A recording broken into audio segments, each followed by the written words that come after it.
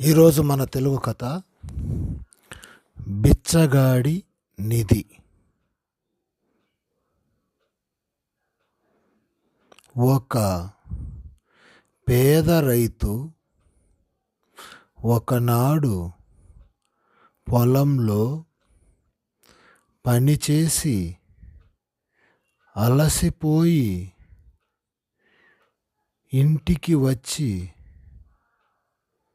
నడుము వాల్చి, ఓ దేవుడా,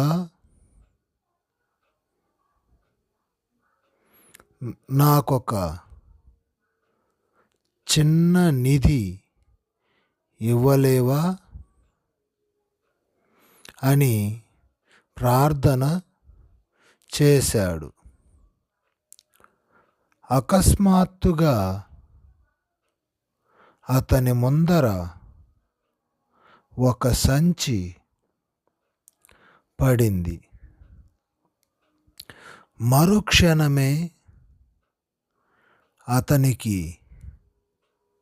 ఇలా వినపడింది, ఈ సంచిలో నీకు ఒక బంగారు నాణెం దొరుకుతుంది. దాన్ని తీస్తే ఇంకొకటి దొరుకుతుంది. తడవుకు ఒకటి చొప్పున దాని నుంచి నీకు ఎన్ని నాణేలైనా దొరుకుతాయి. నీకు చాలినన్ని తీసుకున్నాక ఈ సంచిని నదిలో పారేయి.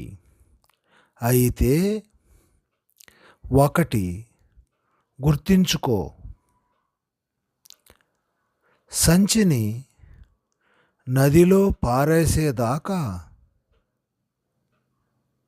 నువ్వు డబ్బుని ఖర్చు చేయరాదు. అలా ఖర్చు చేశావో నువ్వు తీసిన డబ్బు యావత్తు మాయమవుతుంది. రైతు పరమానందం చెంది ఆ రాత్రల్లా సంచిలో నుంచి బంగారు నాణేలు తీసి ఒక గోతం నింపాడు. మర్నాడు అతనికి ఇంట్లో తిండి లేదు. సంచిని నదిలో పారేసేదాకా బంగారాన్ని వాడడానికి లేదు. ఇంకొక రాత్రి అంతా కూర్చొని ఇంకొక గోతం నింపి తరువాత సంచిని నదిలో పారేద్దామనుకున్నాడు.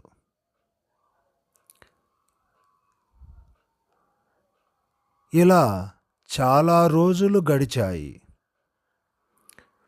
గోతాలు బంగారు నాణాలతో నిండుతున్నాయి. రైతు రోజు బిచ్చమెత్తి పొట్ట నింపుకున్నాడు.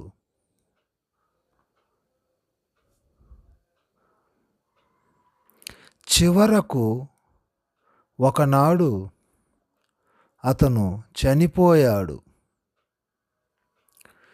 ఇరుగు పొరుగు వాళ్ళు